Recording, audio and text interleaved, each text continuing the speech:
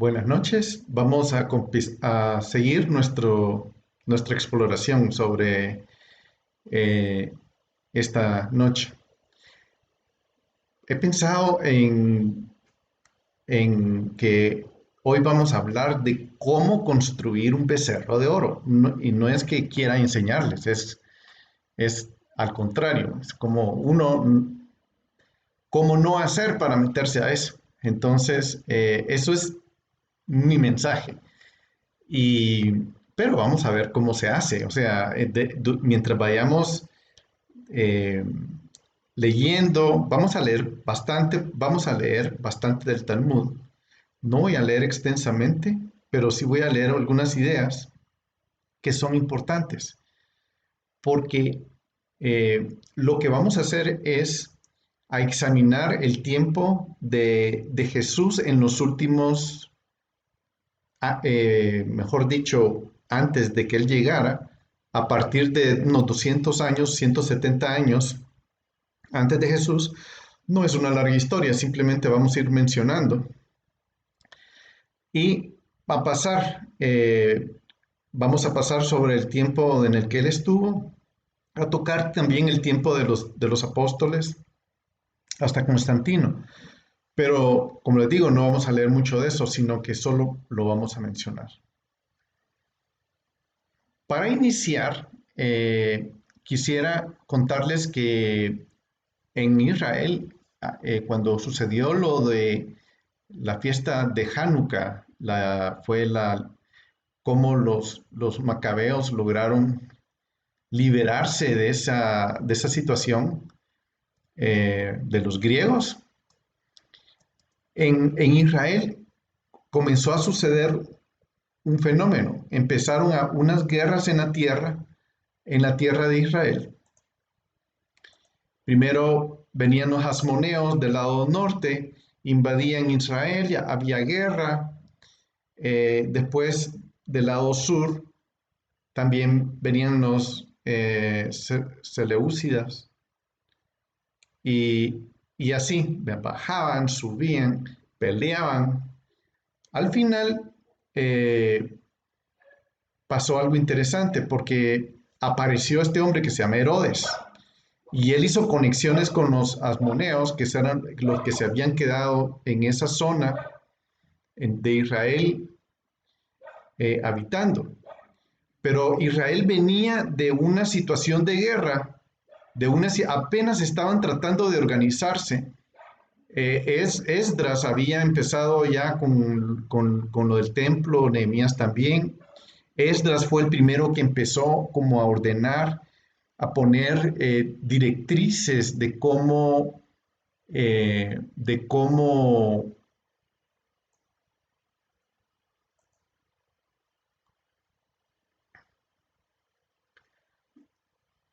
estudiar la Torah.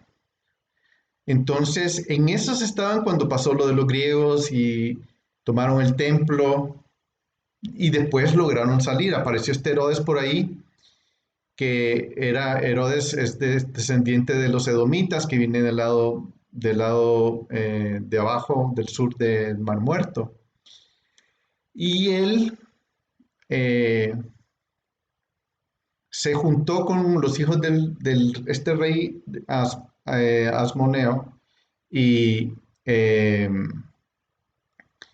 hicieron una jugada y al final él se queda, o sea, hubo unas situaciones ahí que no me voy a poner a contar, pero al final él se queda como gobernando la zona. Entonces, él tomó esa coyuntura que estaba pasando sobre Israel y al final él quedó en la tierra gobernando, ¿verdad? Esa parte. Entonces, vamos a ver. Por otro lado, les quiero hablar de la familia real de Israel, ¿verdad?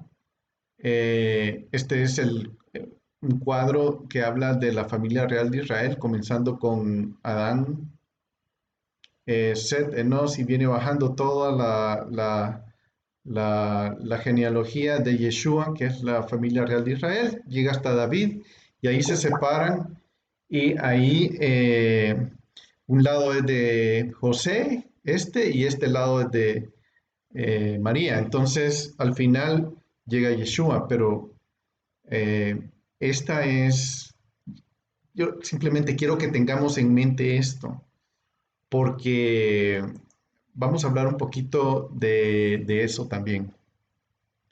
Ahora, aquí en esta gráfica estamos viendo de los años 170 antes de Cristo hasta el año 50 después de Cristo, ¿verdad?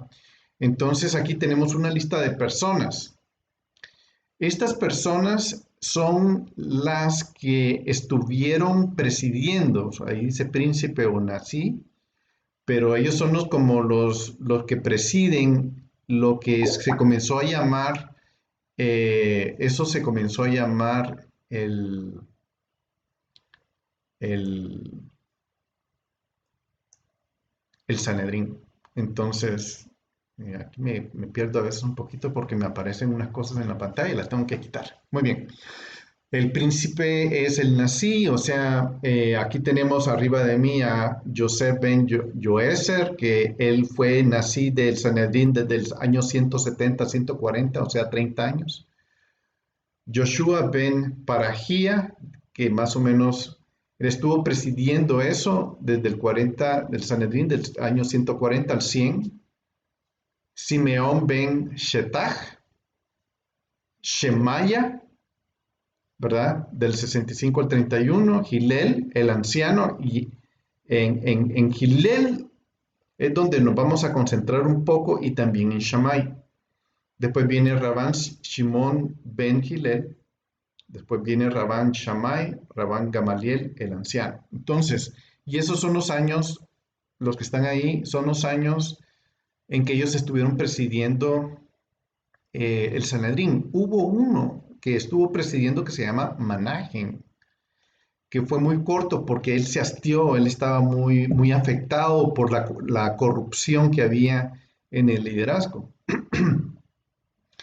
Y es muy interesante porque vamos a ver, vamos a tratar como de ir desenmarañando, deshebrando la tela para poder entender cómo estaba hecha esa, esa figura religiosa que estaba surgiendo, que es el Sanedrín. O sea, y este es el tiempo del Sanedrín. O sea, digamos que en la época de Yeshua ya está es aquí, de Rabban Shimon ben Hillel. Y Gilel el anciano fue el que estuvo presidiendo el Sanedrín en el año 31 antes de Yeshua hasta el año 6, que es donde murió, pero posiblemente lo conoció, posiblemente, y vamos a ver por qué, porque hay unas relaciones ahí que muy interesantes, ¿verdad? Que descubrí y que a mí me parecieron muy interesantes. Entonces, vamos a ir viendo cómo se fue tejiendo esa base, digámosle, teológica o la base de la Torah que se estaba enseñando en esa época. Estos señores se dedicaron a enseñar, a enseñarla en el entendimiento que estaban recibiendo en esa época. Ahora, es muy importante explorarlo porque esto que están estudiando estas personas no solo están estudiando, sino también están enseñando.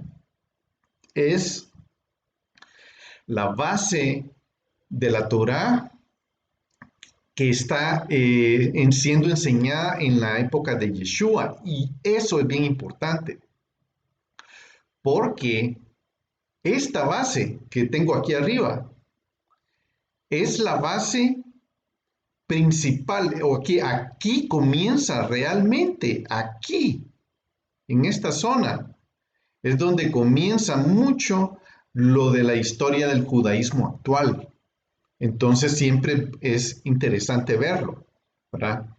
Eh, y por eso es que lo tengo aquí frente a nosotros. Entonces, vamos a seguir. Y primeramente, vamos a hablar de Shemaya y Abtalión. Abtalión en no estaba en la lista que acabo de enseñar, pero Shemaya sí, ¿verdad? Entonces, primero vamos a ver, Shemaya fue el nazi o príncipe o presidente, el que precedía el Sanedrín entre el 65 y el 31 antes de Yeshua. Shemaya y Abtalión se llaman Gadol Hador, los grandes hombres de la época. Eh, ¿Por qué estoy hablando de Shemaya y Abtalión? Porque, como les decía, aquí se está tejiendo la base del judaísmo, como la conocemos hoy. Ahora, algo muy importante que lo voy a decir ya de una vez porque ya paré el freno de mano, no lo quise decir dos veces, pero mejor lo digo, que fue algo que a mí me llamó muchísimo la atención, porque como he estado leyendo mucho del Talmud, me topé con la idea de que el judaísmo en esa época no existía. ¿Qué les parece? Me parece totalmente interesante que ellos dijeran, el judaísmo no existía. Entonces, esa idea a mí me impactó porque abrió una curiosidad que comenzó en mi mente a funcionar. Y decía, bueno, ¿cómo así que no existía el judaísmo en esa época? Y sí, el Talmud dice, en esa época el judaísmo no existía. Y dice, el judaísmo comenzó a funcionar más adelante, en el año 600, 700, 800, allí empezó a agarrar la forma donde ya realmente comenzó a tener las bases tal y como lo conocemos hoy, pero fue hasta allá que a época, en esta época no había de, religiones, digamos, más que los romanos, más que los griegos, que no importaban porque a los, o sea, a los hebreos les interesaba su Dios. Había algunos que sí les interesaba lidiar con los griegos o con los romanos y ellos, obviamente, como en todas las épocas, había hebreos que no les interesaba a Dios y había hebreos que sí les interesaba a Dios.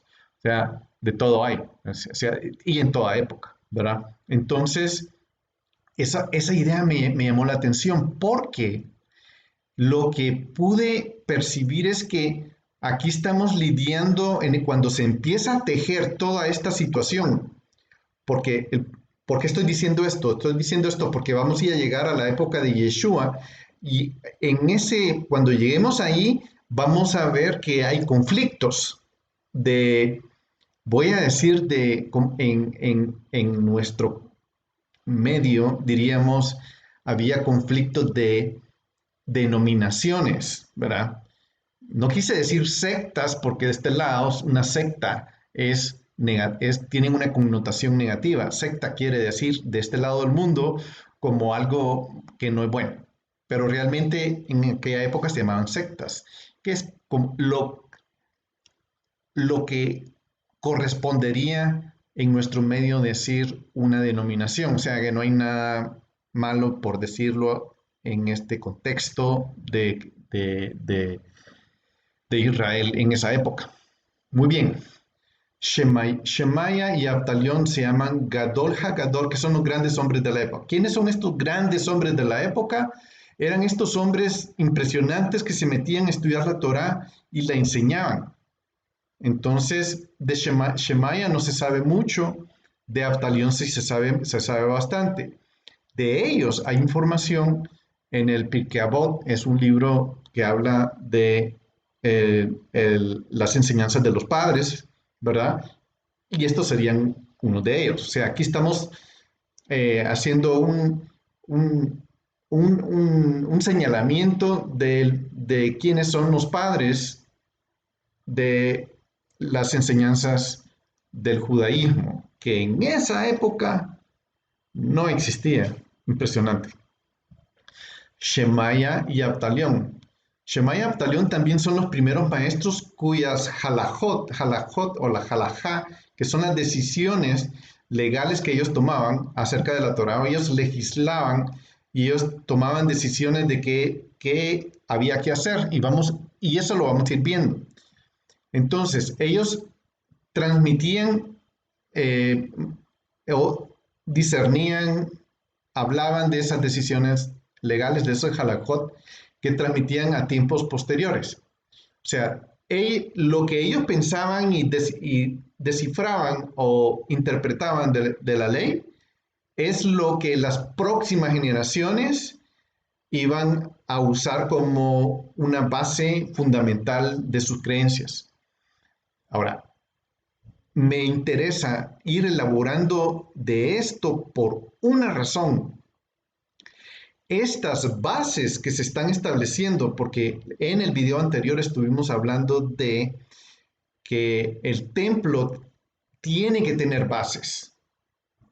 Entonces, ellos están estableciendo estas bases, ¿verdad?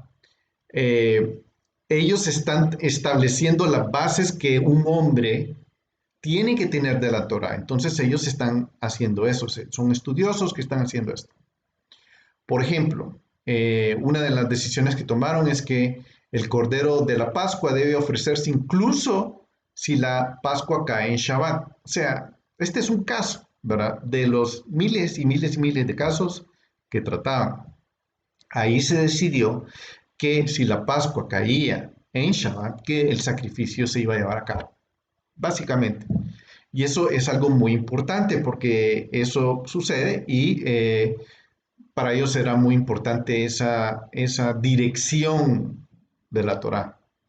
Entonces, la escuela, o sea, de Abtalión, ¿verdad? Que aquí es donde yo les quiero ir dando ya el nombre, se llama Beit Abtalión, ¿verdad? La escuela es la casa de Abtalión. No era gratuita para todos, pero aquellos que buscaban entrar pagaban diariamente una pequeña cuota de admisión de tropaica y media, es decir, unos 12 centavos. Eso está en Yoma 35b, ¿verdad? Esto es el Talmud. ¿Va? Y otra cosa que ellos definieron fue el famoso Pardes, que es el Peshat, el Remes, el Drash y el Sod, que son los diferentes niveles de profundidad que hay en las escrituras, desde la superficial hasta el Sod, que es el oculto, ¿verdad? Entonces, ellos enseñaban esto, o sea, la Torá tiene una parte superficial, una parte alegórica y así hasta la parte Sod, que es la parte más difícil. Por ejemplo, yo hablé con un rabino una vez y él me contaba que el libro que nosotros le llamamos Juan, el Evangelio de Juan, es nivel Sod.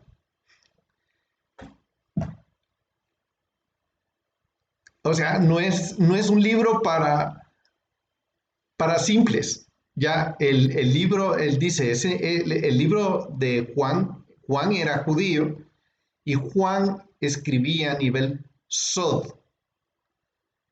Imagínense lo que yo estoy diciendo. En el cristianismo es interesante que el primer libro que, cuando alguien se entrega a Dios, el primer libro que se anima a leer es el libro de Juan, que un rabino diría, wow, es como que lo dirijan a un libro demasiado profundo, ¿verdad?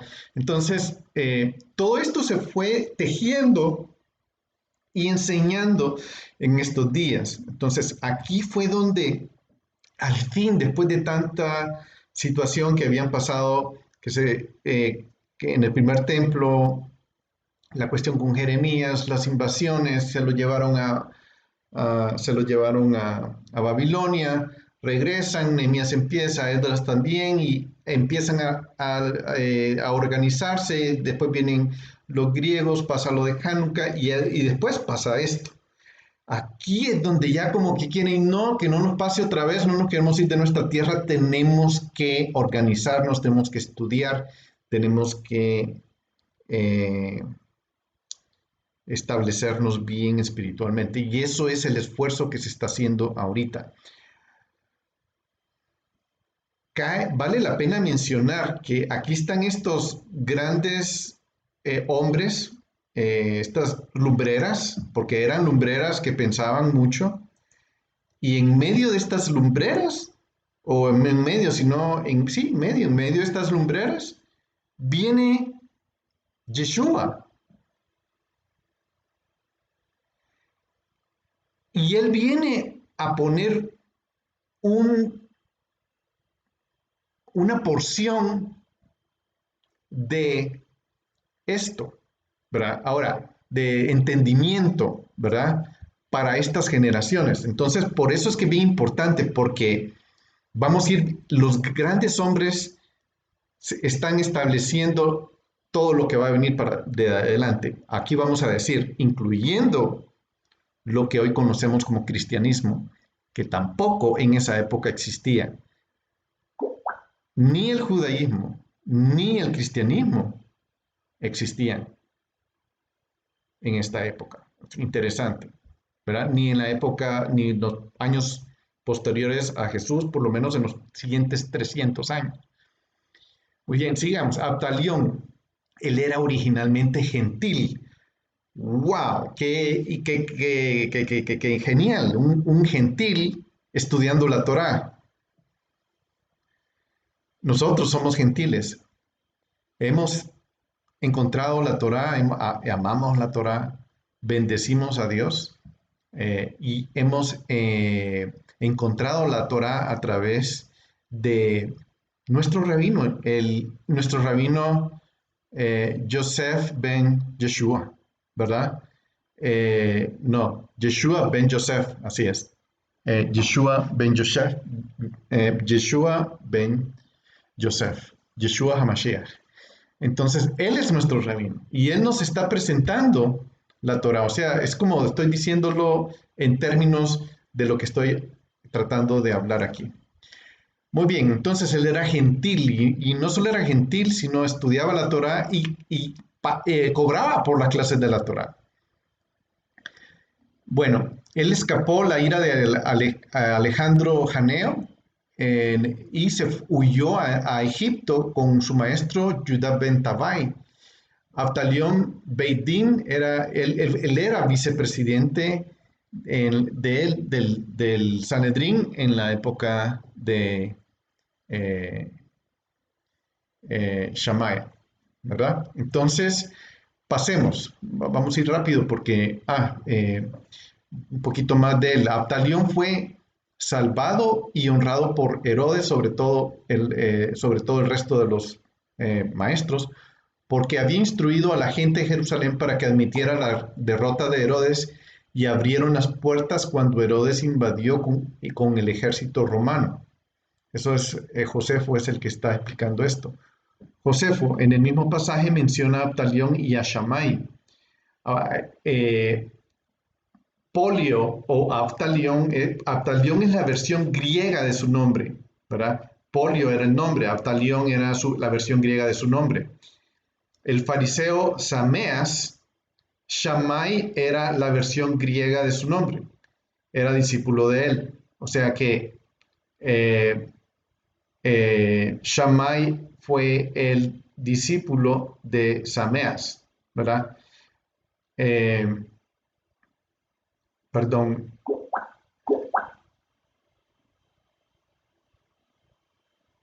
No, Shammai fue el discípulo de Abtalión, ¿verdad?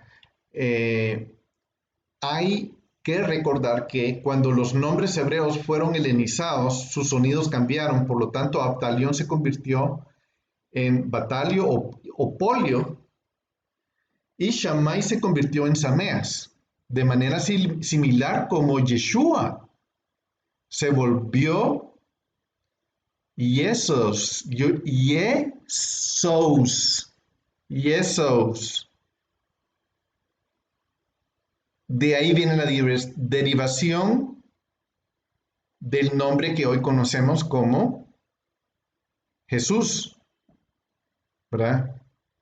Y es raro porque Jesús suena horrible, ¿no les parece? Solo miren las últimas 4 letras. Suena espantoso. Zeus. No, ¿verdad? Qué feo, ¿verdad? El nombre de Yeshua fue traducido, ¿verdad? Y por eso es que a mí me gusta decir Yeshua, para tener esa frescura de nombre, ¿verdad? Muy bien, Abtalión, dirían ustedes, ustedes hombres sabios tengan cuidado con sus palabras, no sea que dibujen sobre ustedes el castigo del exilio y sean desterrados a un lugar de mala agua, doctrina peligrosa, y sus discípulos que vienen después beban y mueran y se profanara el nombre del santo. Estos son como grandes frases de ellos, de Abtalión, ¿verdad?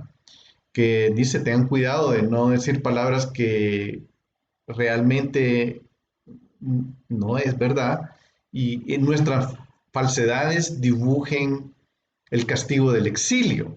Esa parte a mí me llama la atención porque precisamente Israel había sufrido ya el exilio, ¿verdad? El exilio a Babilonia.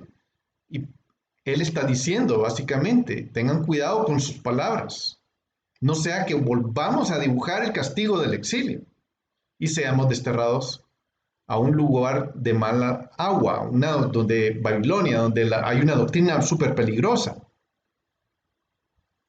Eso a mí me da la idea de que esa es una idea pivotal en el sentido de que una de las razones por la que fueron desterrados es porque hablaban palabras que no las hablaban con cuidado y eso fue lo que causó su destierro. Una idea, ¿verdad? Estamos hablando de los sabios, ¿verdad? Los abot, le llaman los sabios, o sea, a ellos le llaman los sabios, ¿verdad? No, ¿por qué? Porque no los ligan a un grupo, sino son sabios, ¿verdad? Así de sencillo. Muy bien, las tumbas de Shamaya y Abtalión están en Galilea. Actualmente se pueden ir a visitar. Ahí están. Están en el valle de, ay, en este valle famoso donde va a estar la guerra. Ahí, en ese valle. Ustedes saben cuál es, ¿verdad? El Armagedón. Ese es. No me venía el nombre. Las tumbas de Shemaya y Abtalión eh, están en Galilea, ¿verdad? En Gush Megiddo. Megiddo, sí, gracias. Megiddo. Sí, correcto, Megiddo, gracias.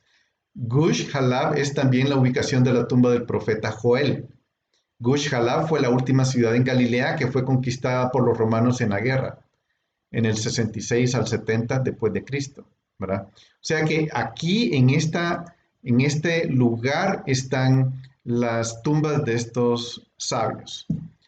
Muy bien, llegamos a Hitler, que este es posiblemente el personaje que nos interesa, porque este personaje va a detonar una serie de ideas que son vitales en el entendimiento de la Torá.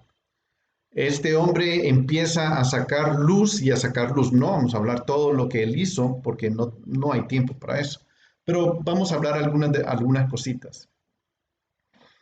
Muy bien, él nació en el 110 antes de Yeshua y murió en el 10.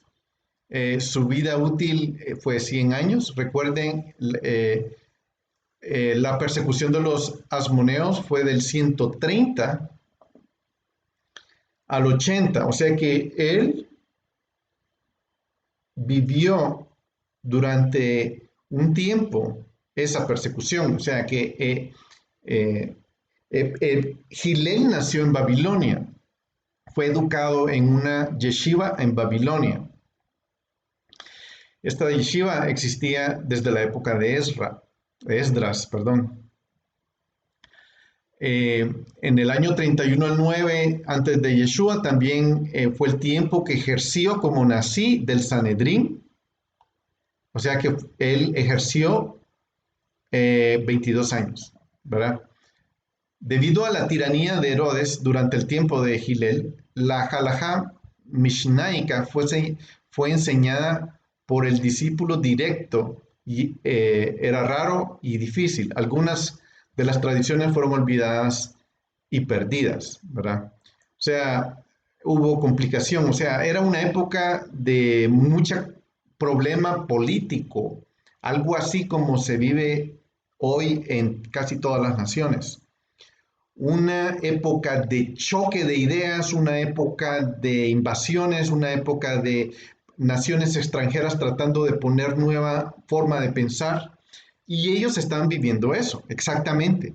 Entonces ellos estaban enseñando la Torah para sembrarse espiritualmente, para tener una estructura en la cabeza que no fuera afectada por todas estas nuevas y malas ideas que naciones estaban tratando de sembrar en la cabeza. O sea, imagínense qué interesante eso, ¿verdad? Bueno, ¿quién era Gilel? En el principio, cuando la Torah fue olvidada por Israel, Esdras vino de Babilonia y la restableció. Más tarde, la Torah se había olvidado de nuevo. Luego vino Gilel, el babilonio, y la restableció. Entonces, Gilel fue una persona pivotal para arrancar de nuevo con el estudio de la Torah, ¿verdad? Él le dio una, eh, una dinámica, una expresión muy, él tenía un don muy particular de expresar la Torah de una forma preciosa, de una forma correcta, de una forma especial. Y él, esa forma correcta, esa forma especial de enseñar la Torah, generó una dinámica fuerte en esos días. Entonces, mucha gente se volteó a estudiar la Torah, ¿verdad? Eh, Hillel no era conocido entre las masas porque él era muy humilde y era menospreciado por los demás. A él no le interesaba la fama, a él no le interesaba que la gente lo aludara. No, él era una persona humilde. Entonces, él no le interesaba eso. Esta es una de las características de una persona con un espíritu especial para enseñar la Torah. Fue nombrado como Nazí, pero no por el Sanedrín. ¿Pero por qué? Porque Roma nombró y destituyó a los jueces del Sanedrín. Gilel fue nombrado por los sabios de Jerusalén. Aquí hay una situación. Ellos tenían encima a Roma y Roma quería controlar. Entonces, Gilel fue nombrado por los sabios como presidente del Sanedrín. Es una persona cabal, pero a los romanos no les interesaba a él porque no era una persona que bailaba al son que ellos querían, ¿me entienden? Entonces, aquí leí yo que en esa época surgió otro Sanedrín. Había un Sanedrín y luego surgió otro, precisamente un Sanedrín que los romanos pudieran controlar. Y allí hubo eh, yo no lo diría división, sino hubo porque eso no digamos que al interesado, al que estudiaba la Torá, no iba a ir con ese Sanedrín, él iba a ir con el Sanedrín genuino, que era el Sanedrín dirigido por Gilel. Pero los romanos habían instituido otro Sanedrín. Bueno, Gilel y todos los Nasim que vinieron después de él se convirtieron en el verdadero Sanedrín. O sea que eh, Gilel, los hijos de Gilel, porque después de Gilel, dice el Talmud que de este hombre salieron 10 generaciones de hijos que eran Nasiim, o sea, presidían en el Sanedrín, en el verdadero Sanedrín. Entonces es interesante, imagínense qué honor, porque los otros Nasi los que precedían el Sanedrín en otras épocas no tuvieron esa honra con de sus hijos, pero en el caso de Gilel sí sucedió, ¿verdad? Bueno, los líderes espirituales de Judea que fueron aceptados por el pueblo en aras de la estabilidad y para contrarrestar la agitación de la gente y la posible agitación incluso del Sanedrín, se decidió que Gilel y sus descendientes reinaran como nací en su tiempo. Así surgió Gilel Shimón ben Gilel, Gamaliel, el nieto, Shimón ben Gamaliel, bisnieto, Gamaliel II, bisnieto, etcétera, ¿verdad? Y ellos reinaron y fueron los Nasim hasta el año 425 o 425, ¿verdad?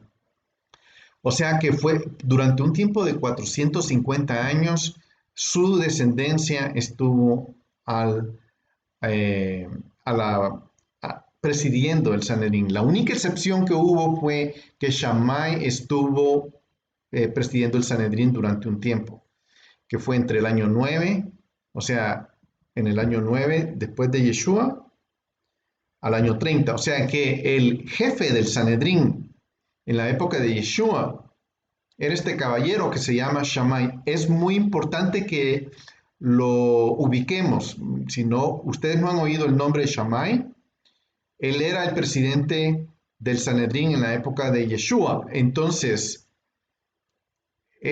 ubiquémoslo porque es muy importante, ¿verdad? Sigamos.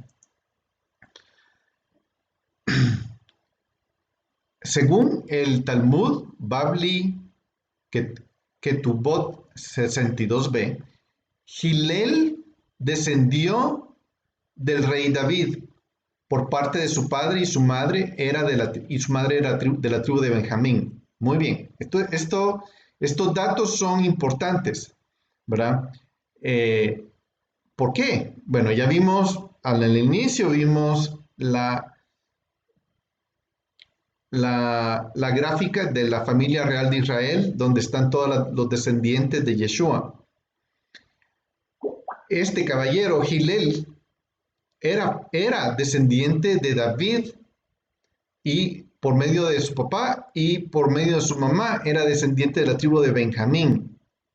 Ahora, esta parte es interesantísima, interesantísima, porque eso pone a Gilel como pariente cercano de Yeshua. Uno. Y dos, si ustedes no les ha brincado en la cabeza todavía, pues empiecen a pensar en Saulo de Tarso, que era de la tribu de Benjamín, y que este caballero, Gilel, era Gamaliel, el nieto, era el maestro de Saúl. O sea que las enseñanzas de Gilel son las que fueron a depositarse en Saúl, en Pablo. O sea, Pablo tiene la enseñanza de este señor. Eso es bien importante. Muy bien, curiosamente el estudiante estrella de Gamaliel, Saulo, Pablo, también fue llamado judío y benjaminita. Esto está en Hechos 21:31, 22:3, 26:3 y Filipenses 3:5. Que puede aludir a una ascendencia común y quizá incluso exponer los lazos familiares de Gilel mismo. Gilel el Viejo tenía 80 discípulos. Y esto que voy a leer en este momento es un dato sumamente importante, porque voy a expresar algo de esta situación. Muy bien. ¿Alguien tiene el micrófono abierto? Muy bien. Gilel el Viejo tenía... Soy yo, soy. Gracias. Gilel el Viejo tenía 80 discípulos. ¿Sí? Muy bien. 30 de los cuales eran ungidos del Espíritu Divino que descansa sobre ellos, el Ruach HaKodesh. Ok, eso hay que asimilar esto, ¿verdad? ¿Se acuerdan cuando uno va leyendo en Mateo, ahí en la parte donde está describiendo lo de Zacarías? Todavía hay alguien con micrófono abierto. ¿Quién será? Muy bien. Eh, 30 de esos discípulos tenían el Espíritu de Dios. O sea, cuando dice esto, yo me recuerdo de Zacarías, el papá de Juan el Bautista, porque esa es la descripción que hace de él, donde dice que él fue lleno del Espíritu de Dios. Y él fue profeta porque profetizó, o sea que este hombre fue un profeta. Y estos 30 discípulos, o sea, en la lectura, o sea, miren pues, el Talmud fue escrito por judíos y los evangelios también fueron escritos en judíos. Y lo interesante es que cuando uno lo va leyendo, encuentra las mismas frases. Nada más que nosotros no las sabemos, pues no sabemos que eso sucedió, pero por ejemplo eso, tenían el Espíritu Divino, descansaba sobre ellos, ¿verdad? Y estos 30 discípulos que tenían el Espíritu de Dios eran conocidos como los profetas. Este es un dato importante que espero darles. Mejor se lo voy a dar ya porque no olvidé escribirlo y no creo que me voy a recordar más adelante. Ustedes recuerdan en Mateo 23, donde viene Yeshua y empieza a describir una, una regañada muy fuerte en contra de los fariseos. Allí está hablando, les dice sepulcros blanqueados, pero hay una parte donde les dice, ustedes, fariseos, que mataron a los profetas, ¿verdad? De hecho, vamos a leer que estos profetas, que estos 30 murieron a manos de los fariseos de Shammai. Entonces, es interesante porque en esa reprensión fuerte que Yeshua hizo en Mateo 23, le está hablando a los profetas de Shammai. Y lo sabemos porque estamos abriendo la historia. Lo vamos a ver un poquito más adelante, pero aquí ya la estoy abriendo yo. Pero vamos a irlo como llenando. Eh, estos profetas fueron muertos a manos de los fariseos de Shammai. Y eso fue muy, muy triste, ¿verdad? Entonces, aquí vemos este detalle increíble e importantísimo, porque al tener esta historia contemplada y leer Mateo 23, podemos identificar eso, ¿verdad? Otra cosa que podemos ver, que Yeshua no pudo haberlos acusado a los fariseos, ni de Shammai, ni de Hillel, de nadie, de matar profetas porque los fariseos no existían en la época de los profetas, nunca existieron. Entonces, ¿cómo va Yeshua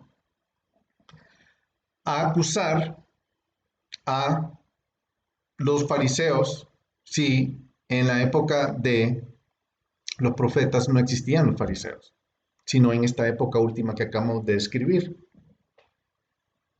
Es un detalle muy interesante. Y por eso es que aquí estamos construyendo la historia un poquito más, conociendo qué estaba pasando en Jerusalén en este tiempo, ¿verdad? Entonces, el Talmud nos da una muchísima mejor idea de qué es lo que estaba pasando con Yeshua. Ahora hablemos de Shammai. ¿Quién era Shammai? Él nació en Judea en el 50 antes de la era común y murió en el año 30, o sea, murió antes que muriera Yeshua. Se cree que Shammai viene de Galilea, o sea, también él era de Galilea, ¿verdad? Ahí se cree que él nació ahí, que ahí fue su lugar donde él... Galilea es un territorio importante para gente que interpretaba la Torá, o sea, Galilea no, es un lugar especial para las personas que saben acerca de quiénes son, quién es quién, ¿verdad? Un miembro del Sanedrín que buscaba condenar a Herodes del asesinato de los celotes. El Shemai estuvo tratando de enjuiciar a Herodes. Fue elegido para el cargo de Ab Beit Din después de Manahem el Esenio. Bueno, aquí esta parte es interesante con Manahem el Esenio, porque Manahem el Esenio fue nombrado como presidente del Sanedrín, pero él entró a ejercer esa función, pero Manahem estaba disgustado, se airó por la corrupción que estaba viviendo, experimentando Jerusalén en esa época. Él vio lo que estaba pasando con los romanos, él vio lo que estaba pasando con el otro Sanedrín, él vio que se estaba haciendo toda una podredumbre de cosas. El hombre, Manahem, ¿qué hizo? Renunció y se fue a, al Mar Muerto. Y allí se estableció, se llevó a sus discípulos, ahí se estableció y ahí fue donde eh, se originó lo que hoy conocemos como los esenios, ¿verdad? Entre paréntesis, en esta época que estoy hablando surgieron los fariseos, los saduceos, los esenios. Esta es la época de ellos, ¿verdad? Entonces, Manahem con los esenios se fue de Jerusalén. Dijo, no, Jerusalén se prostituyó, ya no sirve, el templo, ni siquiera el templo sirve. Y se fue, que es lo que hablábamos en el video anterior. Y ahí se estableció en el Mar Muerto, donde ahora es Qumran, y ahí está la arqueología que podemos ir a ver de los esenios, de donde se asume que viene Juan el Bautista. O sea, esta conexión de Manahem con Zacarías o sea, es como que es esta parte de gente que al final van y terminan en el Mar Muerto, ¿verdad? Otra cosa que es famoso Shammai es porque él él hizo los 18 famosos ordenanzas o edictos que no se conocen básicamente en el judaísmo, no son edictos que nosotros conocemos, pero en el judaísmo sí se sabe de eso, ¿verdad?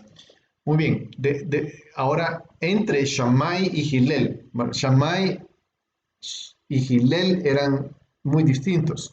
Y vamos a ver esa diferencia, porque esa diferencia nos va a ayudar a entender con más acertadamente lo que estaba sucediendo en Jerusalén en la época de Yeshua.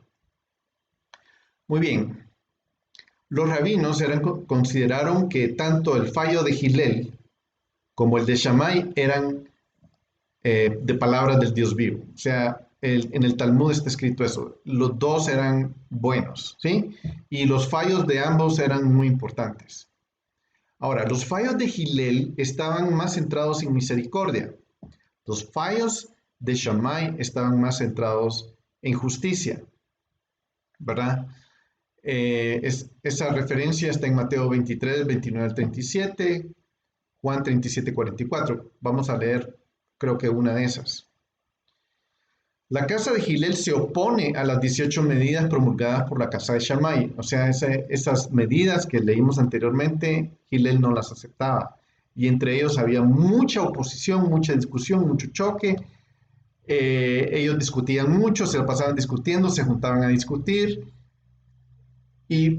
Pero ellos decían que entre ellos se amaban porque se pasaban todo el día discutiendo, pero se amaban porque ellos decían que entre más discutían, más peleaban por sus puntos, la verdad salía a flote más rápido. Y esa era una de las situaciones que ellos amaban de esa situación. El Talmud de Jerusalén registra que los elilitas fueron asesinados por los shamaitas durante el curso del debate. Eso está en Shabbat 1.13, tuberculosis y Shabbat 17a. Esas son partes del Talmud, ¿verdad? Como los libros del Talmud, donde están descritas estos eventos, ¿verdad? Eso se pueden, digamos que si ustedes ponen Shabbat 1.13 en Google, lo encuentran. Muy bien, discípulos de Hillel se llamaban los profetas. O sea, esto es bien importante. Aquí en el Pirkei Avot del 1, del 11 al 15 está descrito. El Pirkei Avot le llaman el libro de los padres. Por aquí lo tengo, pero no lo... Es un libro donde hablan y eso se estudia, de ahí sale mucha de la sabiduría de lo que hoy se conoce como el judaísmo. O sea, es un libro importante. Entonces, vamos a hablar de la admisión a la casa de estudio, a la casa de ellos. O sea, eh, mencionado en el Avot de Rabí Natán 2.9, ¿verdad? El Beit Shammai, Beit quiere decir casa, Shammai. La casa de Shammai solo se deben admitir estudiantes dignos de estudiar la Torah. O sea, eso Shammai era de la idea de que si él va a enseñar la Torah, se la va a enseñar solo a gente digna. O sea, ellos van a decir, ¿es judío? Sí, entonces sí, o es israelita, sí. Él es interesado, tiene el corazón solo si en realidad muestra ser una persona que estudia. Entonces Shammai dice, a él le voy a enseñar. En cambio, la casa de Hillel enseñaba que la Torah puede ser enseñada a cualquiera, en la expectativa de que se arrepienta y sean dignos. Miren qué interesante, ¿verdad? Porque aquí es donde, eh, ah, bueno, Yeshua, ¿qué es lo que le enseñaba? No he venido a llamar a los justos, sino a los pecadores. Que es una idea que, claro, no es lo que dice Hillel, pero cabe dentro de lo que dice Hillel. O sea, que una persona que es digna de arrepentirse y de caminar rectamente es una persona que hay que enseñarle la Torah. ¿Qué es lo que Yeshua también decía? Ve y no peques más. O no he venido sino a las ovejas perdidas de la casa de Israel. Ahora, aquí es donde se empieza a dibujar una mentalidad, porque entre Shammai y Hillel ya la mentalidad ya se estaba creando dentro de la época de Yeshua. Entonces, después, en eso viene Yeshua. Pero cuando él nace, ya está la mentalidad establecida. Y aquí podemos ver de dónde o de qué mentalidad, cuando le empezamos a leer el pensamiento de Yeshua, lo que él dice, lo que él habla, empezamos a descubrir que Yeshua tiene más de la mentalidad de Hillel que Shammai. Shammai tiene algunas cositas de Shammai, pero no todas. Y tiene más cosas de Hillel. O sea que aquí empezamos a ver que lo que Yeshua viene a decir o a hablar, porque lo vemos hablando en el Sermón del Monte o las bienaventuranzas, cuando empezamos a leer esas bienaventuranzas o el Sermón del Monte, empezamos a ver que no era exclusivo de él, sino era la mentalidad que ya estaba establecida. Y él viene a precisamente a fundamentar eso. Recuerden que lo que vine a decir al principio. Esta fue la época de los grandes pensadores que impulsaron dos corrientes, el judaísmo y el cristianismo. De aquí sale. Esta mentalidad fue entretejida y esta es la base. Venimos hablando del video anterior de que Dios está estableciendo los fundamentos de su templo. Sabemos que estamos hablando en la línea que venimos hablando de nosotros. Y esto es lo que esta gente está estableciendo los fundamentos que van a regir nuestro templo. Entonces, eso es lo que se está estableciendo. Vamos a tomar un ejemplo de la belleza de la esposa, ¿verdad? Aquí vamos a ver unas como discusiones, no vamos a tomar todas, había muchas discusiones fuertes, había como 350 discusiones fuertísimas entre Shammai y Hillel. Una es esta, cómo uno baila ante la novia. Beit Shammai decía, bueno, todo depende, como es la novia. Y Beit Hillel decía, hermosa, graciosa novia. Shammai le dijo a Hillel, ¿qué si ella es coja o ciega? ¿Se puede decir de ella hermosa, graciosa novia? Entonces, mientras que la Torah dice, mantente alejado de los asuntos falsos, dice, o sea Shammai decía, pero si ella es fea, si es horrible, si es coja, si es ciega, si tiene rasgos que no son bonitos, ¿cómo vas a decir la mentira? Di lo que es verdad, fea. Pero Gilel decía, no, ella es hermosa y graciosa novia. Entonces dijo Gilel a Shammai, según tus palabras, si alguien ha hecho una mala compra en el mercado, ¿deberías elogiarlo ante sus ojos o despreciarlo? Seguramente hay que elogiarlo ante sus ojos.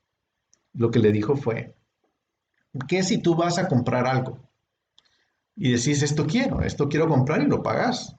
Pero otra persona que está a la par dice, uy, eso a mí no me sirve y qué mal.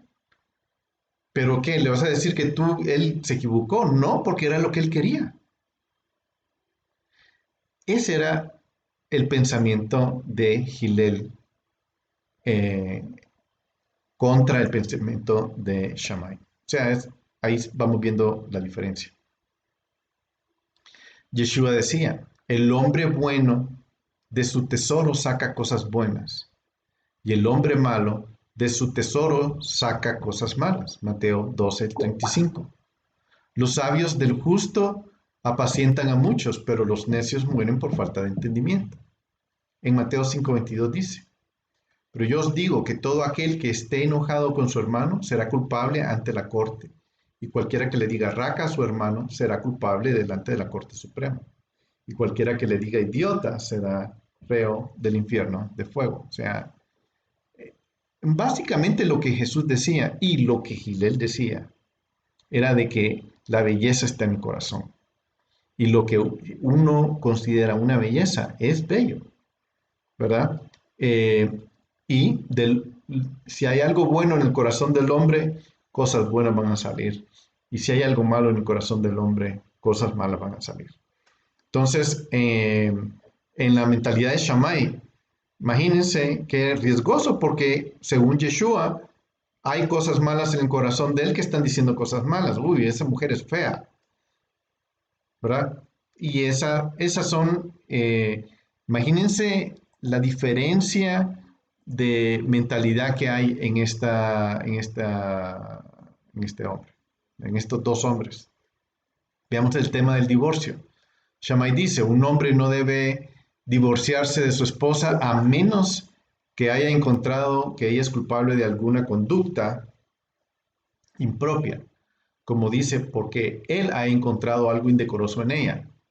Hillel, sin embargo, dice que él puede divorciarse de ella incluso si ella simplemente ha estropeado su comida. Eso quiere decir, si ella te quema la comida o le pone demasiada sal, divórciate.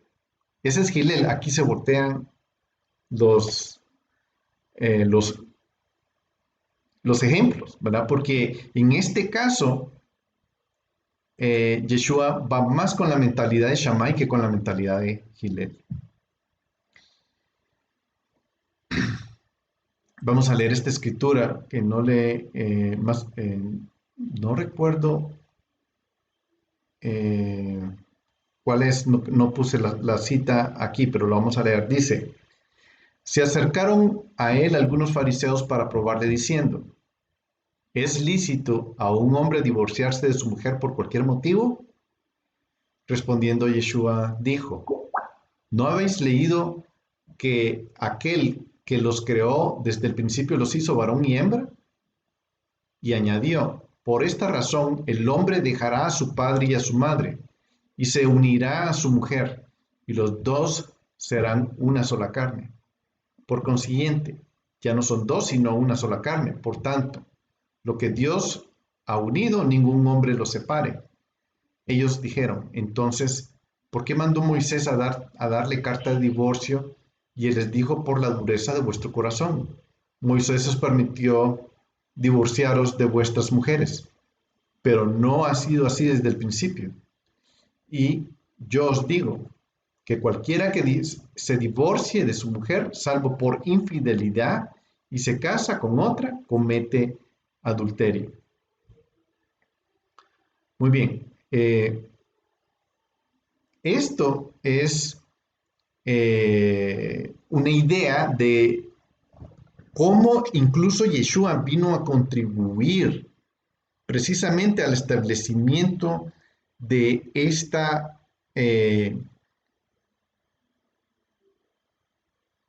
conjunto de sabiduría, de sabios que vinieron a contribuir para que se estableciera el templo, ¿verdad?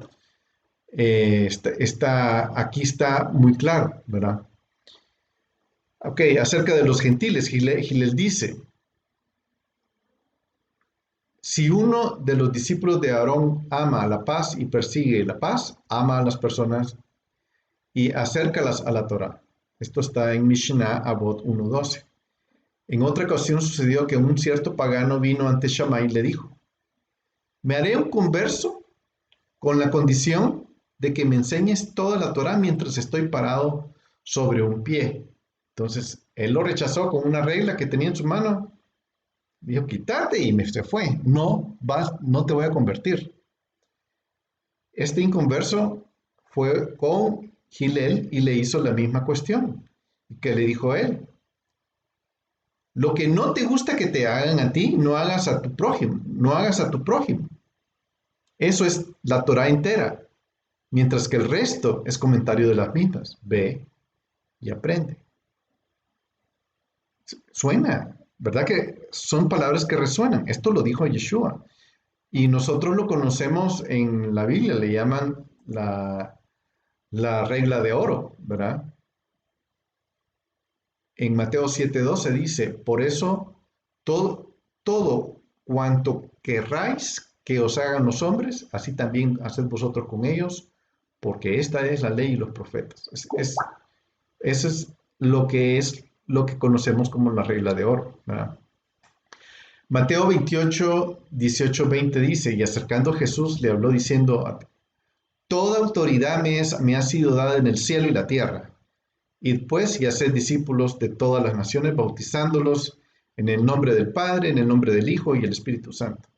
enseñándoles a guardar todo lo que os he mandado, y aquí estoy yo con vosotros todos los días hasta el fin del mundo. Muy bien, esta señala el maestro Yeshua, está señalando que la Torá tiene que ser enseñada, ¿verdad? A las naciones. Es lo que él está diciendo con respecto al tema, ¿verdad? Y dice, toda autoridad ha sido dada ante él para que sea sus discípulos enviados a todas las naciones, haciendo mikvah en el nombre de Abba, ¿verdad? Entonces, esa es básicamente la idea de esta lluvia de sabiduría que está cayendo en estos días, donde se está estableciendo el fundamento del templo, ¿verdad? Lucas 24:47 dice, y que en su nombre se predicará el arrepentimiento para el perdón de los pecados a todas las naciones, comenzando con Jerusalén. O sea que Shammai difiere con esta idea, porque Shammai dice, no, si él no es un interesado en la Torah, si él no muestra ser, no, y lo desecha, ¿verdad? Eso no es la mentalidad de Yeshua. Yeshua dice, sí, pero me gusta cómo lo enfocó Hillel, porque Hillel dice, bueno, si es un hombre que está dispuesto a arrepentirse y a caminar correctamente, ahí tengo material para enseñar la Torá. Y es precisamente lo que él hablaba. Sí, no peques más. Arrepiéntete y no peques más. O sea, ¿qué escuela estaríamos hablando? ¿Verdad? Es la escuela de Hillel, ¿verdad? O sea, en la mayoría de los casos es así.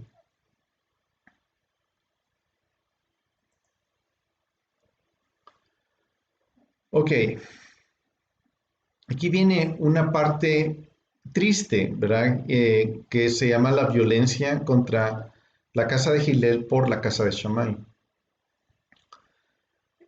Esto sale de la Enciclopedia Judía del 1906. Dice, como todas las naciones alrededor de Judea, echó causa común con los romanos. Los celotes eran naturalmente airados contra cada uno de ellos. Y por lo tanto los shamaitas previnieron toda comunicación entre judíos y gentiles, prohibiendo a los judíos comprar cualquier artículo de comida o bebida de sus vecinos paganos. Los gilelitas, más moderados en sus puntos de vista religiosos y políticos, no estaban de acuerdo, no estarían de acuerdo con una exclusividad tan clara definida como la de la casa de Shammai. Pero cuando el Sanedrín fue convocado para considerar la propiedad de tales medidas, los shamaitas, con la ayuda de los celotes, ganaron el día. O sea, aquí está diciendo, eh, en el caso de la situación con paganos o gentiles, porque acuérdense, ya vimos qué pensaba Hillel y qué pensaba Jesús. Ahora, ¿qué piensa la casa de Shammai? Esto es bien importante porque aquí podemos ver y definir, porque lamentablemente como dicen, cuando pintamos a los judíos, lo pintamos con el mismo rodillo ancho a todos por igual. Pero aquí estamos descubriendo que no es así. La mayoría seguían a Hillel. Pero Shammai tenía fuerza, porque ellos se unieron con los celotes, eran como más aguerridos, eran más, es como,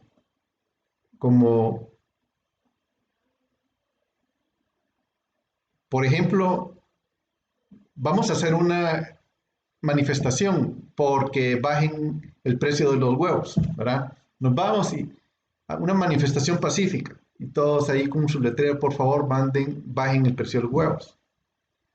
Y pasamos 2 horas caminando alrededor de una puerta diciendo bajen el precio de los huevos. ¿Qué pasó? No bajaron el precio de los huevos. Muy bien, ¿qué harían los celotes? Los celotes irían fueran, quemarían carros, quemarían buses, diciendo, bajen el precio de los huevos. A ellos sí los oirían. Básicamente es, claro, estoy haciendo muy dramático, pero es en realidad lo que estaba pasando.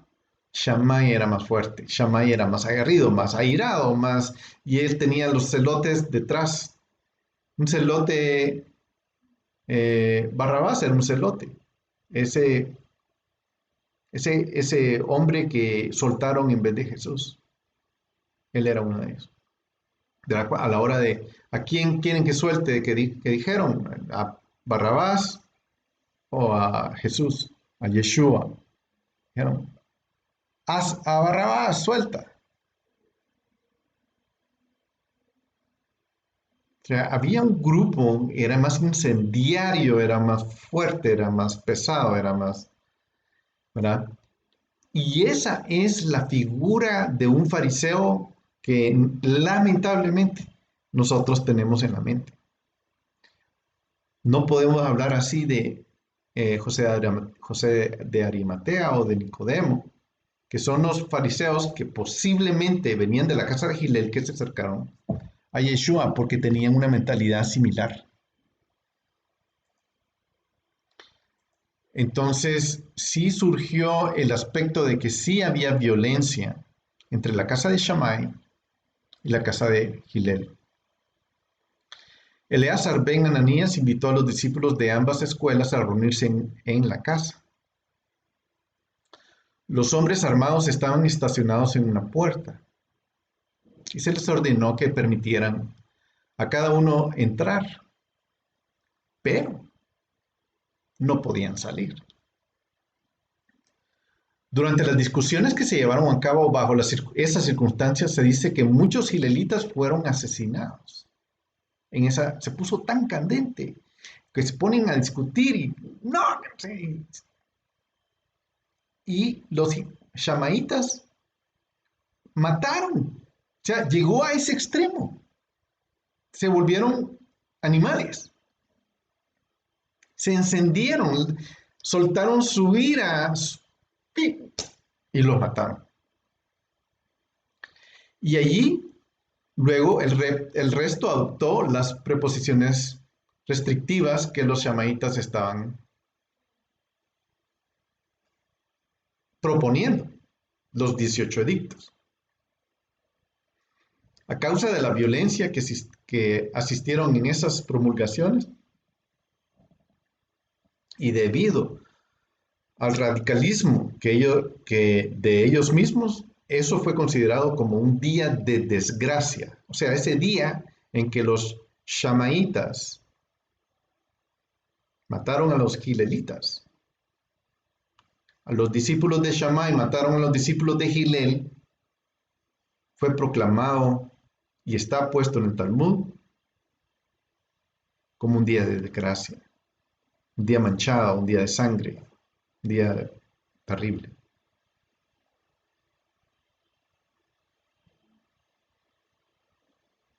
Entonces, teniendo esa idea de que estaban estas dos corrientes fuertes en la época, veamos lo de Hechos 10, el tema de cómo hay que asociarse con los gentiles, ¿verdad? En Hechos 10:28 dice, y les dijo Pedro, vosotros sabéis cuán ilícito es para un judío asociarse con un extranjero o visitarlo. Pero Dios me ha enseñado, Dios me ha mostrado que ningún hombre debo llamar impuro o inmundo. Y fue en esa visión que él tuvo de que se abrió los cielos y bajaron estos animales inmundos. Y la situación con todo eso que leemos en Hechos 10. Pero podemos ver solo por la forma que Pedro escribe, que dijo, vosotros sabéis que es ilícito. asociarnos con los gentiles. Ahora, ¿quién dispuso eso? ¿Fue Shammai o fue Hillel? Shammai. Precisamente porque fueron tan fuertes y tan brutales y se manifestaron tan fuerte que eso quedó establecido. Y fue una desgracia. Pero bien interesante porque hoy en día esa mentalidad prevalece, o cuál de las dos mentalidades prevalece, la de Shammai o la de Hillel, en el grupo pues que estamos definiendo, el grupo del judaísmo. Aquí viene la parte donde ellos están en un salón, ¿verdad? Y empieza la discusión. Y viene Shammai y dice, alguien que cosecha uvas para llevárselas a la prensa. Shammai dice, se han arruinado. Gilel responde, no, no, no se han arruinado. Las uvas se han cosechado en pureza. Se utilizaron recipientes puros, pero una derramó jugo y esta no hace impura al resto. Se debe tener cuidado. Se debe declarar pura en la recolección. Lo mismo sucede con las aceitunas y no nos preocupamos de la misma forma. Y Shammai responde, si me provocáis e insistes en que no hay diferencia entre recolectar aceitunas y uvas, entonces, para no contradecir, también decretaré impureza en la recolección de aceitunas. Y puso una espada en el salón, en medio. Y dice, quien busca entrar a la sala de estudio, que entre. Y el que no quiere irse, no puede irse. ¡Qué tremendo! Por la fuerza. Ese era el estilo. Ese era el estilo. La Gemara dice que ese día fue tan difícil para Israel como en el día en que se hizo el becerro de oro. Ya que Gilel, que era el Nazí, se vio obligado a humillarse ante Shammai y la opinión de Beit Shammai prevaleció en la votación de aquel día. ¿Cómo puede ser que Gilel, siendo el jefe del Sanedrín, perdió, no tuvo la autoridad de tomar esa decisión? Y aquí es la parte que me impresionó, que es donde le digo aquí, de plano el Señor me guió para leer esta parte del Talmud, porque yo no lo hubiera encontrado nunca. Ese día fue tan triste que fue como que se hubiera hecho el becerro de oro. Por eso es que titulé esto como ¿cómo no hacer el becerro de oro? Hillel no lo hizo, Yeshua no lo hizo, Shammai sí, porque ustedes entienden, pueden ver la diferencia, pueden ver la fuerza, pueden ver el ego encendido, pueden ver la, la ira encendida en ese hombre, estableciendo cosas que posiblemente terminarán en el exilio, que así fue. ¿Y cuánto duró eso? 40 años más. Y se destruyó el templo de nuevo. Eso es lo que yo quería hablar, porque la forma de hacer un becerro de oro es esa. como una religión, como establecer algo pesado, como eh, obligar a la gente a que crean algo, insinuar a la gente a que si no creen eso están mal, apartar a la gente porque no creen lo que los otros creen, sacarlos porque, etcétera. O sea, no imposición. Y era lo que Shammai estaba haciendo. Entonces, esa es la forma de hacer un becerro de oro. Cuando vino la época de Yeshua en Jerusalén, eso estaba revuelto. Estaban los romanos, habían dos sanedrines, dos sumos sacerdotes. Manahem se había ido a... Dijo, no, esto no es conmigo, se fue. Es el que no estaba en esa situación. Estaban los romanos presidiendo, cobrando impuestos. O sea, era un revolú de ideas. Y entra Yeshua. Ahora imagínenselo a él. Entra. Va directo al templo, a limpiar el templo, porque esa era su situación. Hay que limpiar el templo. Eso era lo que él quería. La casa de mi padre está invadida por una cueva de ladrones. Gente que han puesto becerros de oro en sus corazones y con esa idea, con la idea de, están gobernando, están presionando a la gente, están haciendo y deshaciendo.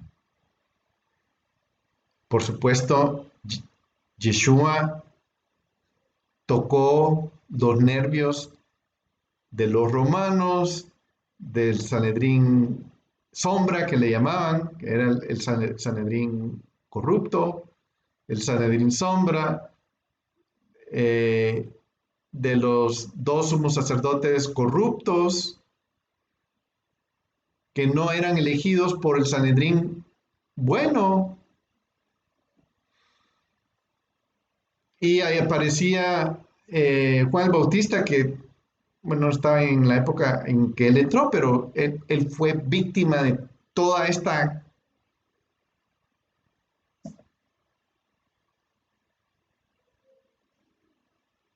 camada de corruptos.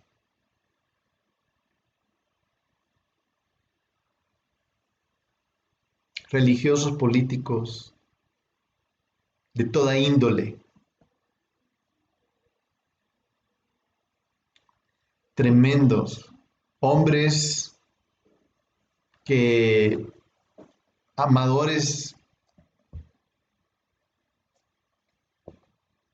de sí mismos, avaros, jactanciosos, soberbios, blasfemos,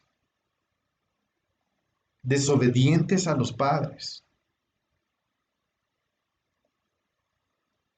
ingratos, irreverentes, sin amor, implacables, calumniadores, desenfrenados, salvajes, aborrecedores de lo bueno, traidores, impetuosos, envanecidos, amadores de los placeres, en vez de amadores de Dios, teniendo apariencia de piedad, pero habiendo negado el poder, a tales evitó. Ese fue el consejo que le dio Saúl, Pablo, benjaminita,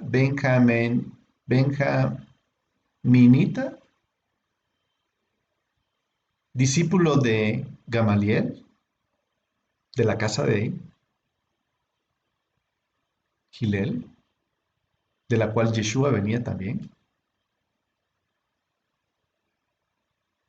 Tenían las mismas ideas.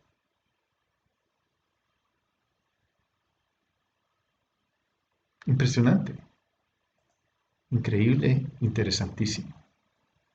Conclusiones. Muy bien, ya vamos a terminar. Aunque hubo un ala más conservadora de los fariseos, liderados por el primer siglo, del rabino Shammai, su rival era el rabino Hillel. Parecía tener la mayor influencia Shammai. Es común pensar que Yeshua, como el enemigo amargo de todos los fariseos, cuando en realidad muchos de sus puntos de vista sobre la Torá se asemejan a del rabino Hillel. O sea, este es un comentario que escribió James Tabor, que escribió esta conclusión, que nosotros pensamos que fariseo la palabra fariseo es sinónimo de corrupto y todo lo que mencionamos, pero no.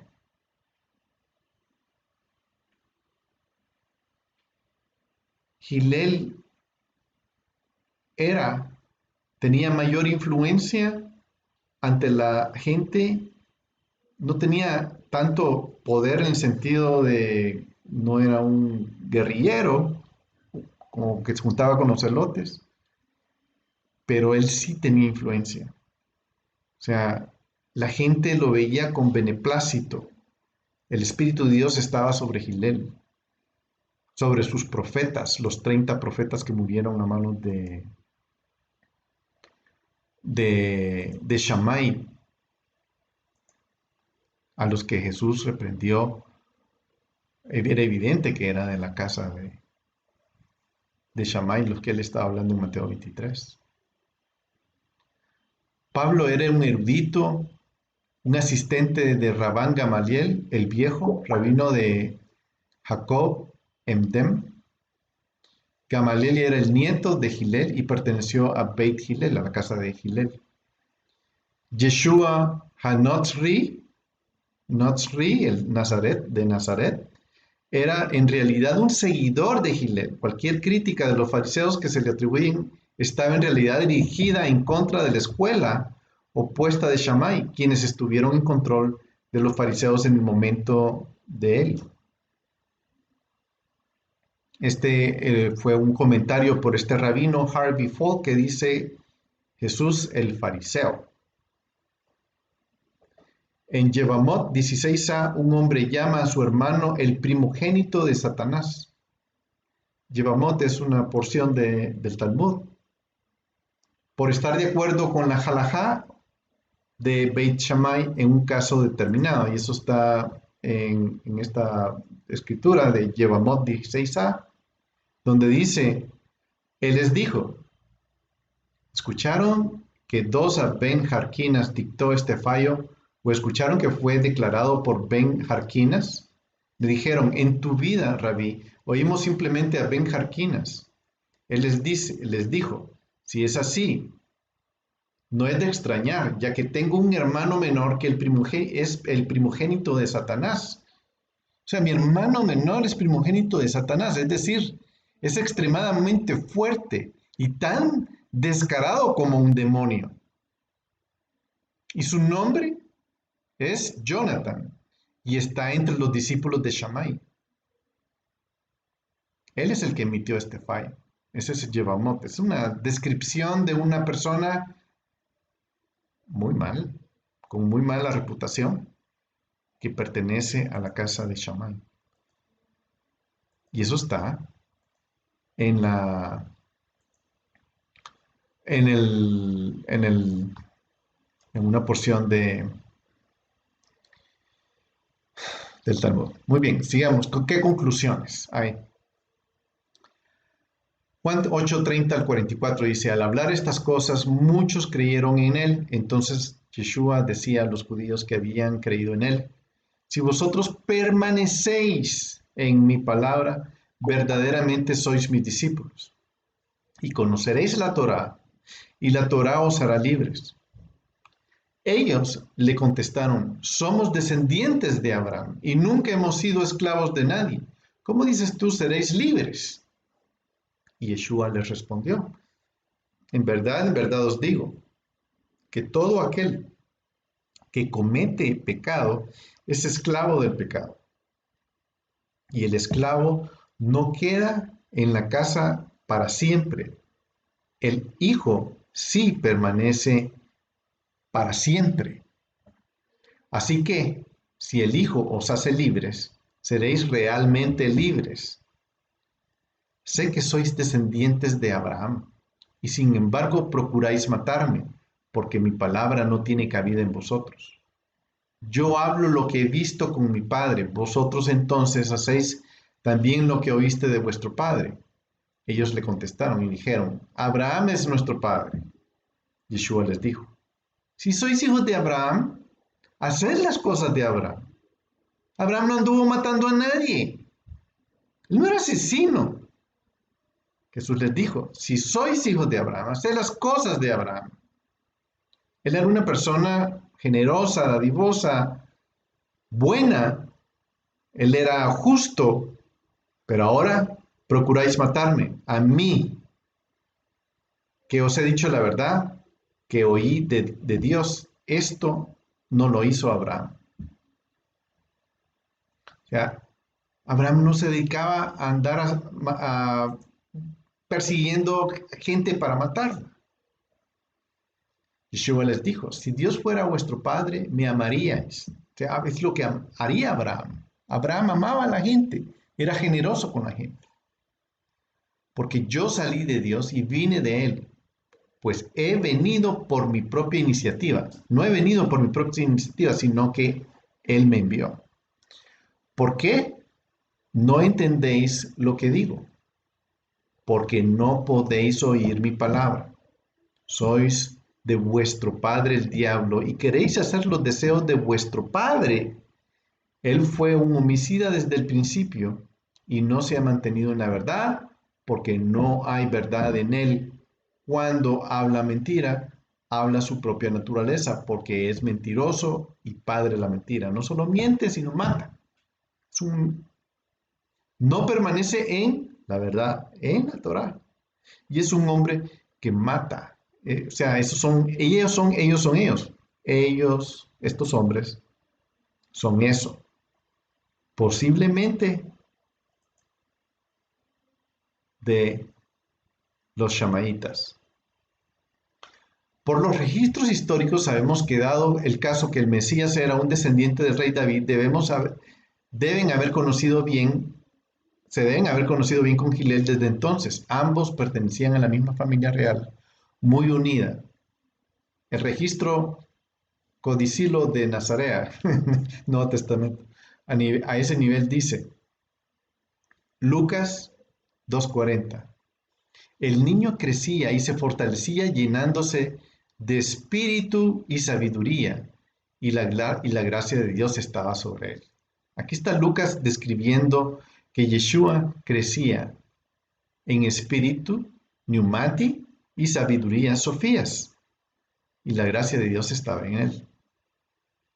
Y Jesús crecía en iliquia, que es estatura, y en gracia, en charity, para con Dios y para con los hombres.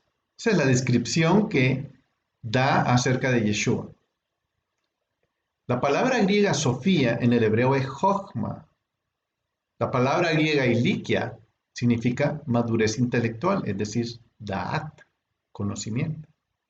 Y la palabra griega charis, de la cual se deriva el término griego charity, en hebreo quiere decir bina, que es entendimiento. O sea, si agarramos esos nombres y decimos los mismos nombres en hebreo, diría algo así como Yeshua creció en Jochma,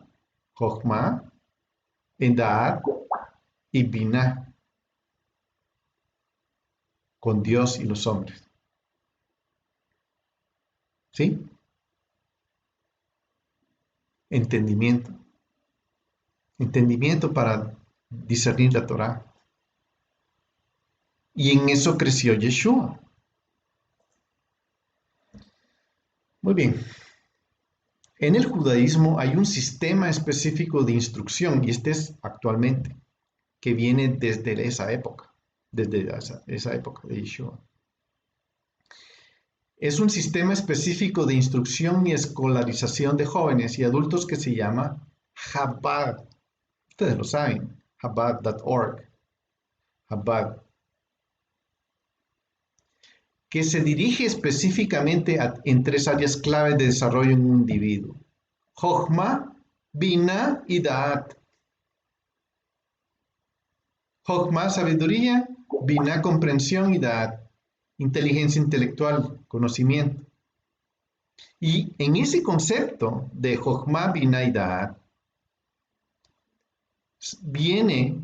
surgieron lo que hoy se conoce como las casas de Chabad, Chabad Houses, que están repartidas por todo el mundo, las cuales enseñan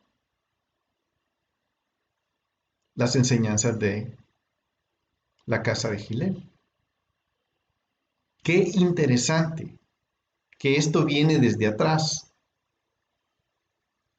y que Jesús crecía en Jochma, Bina y Da'at, Chabad,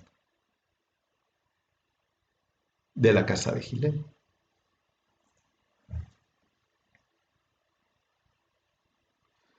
Muy bien,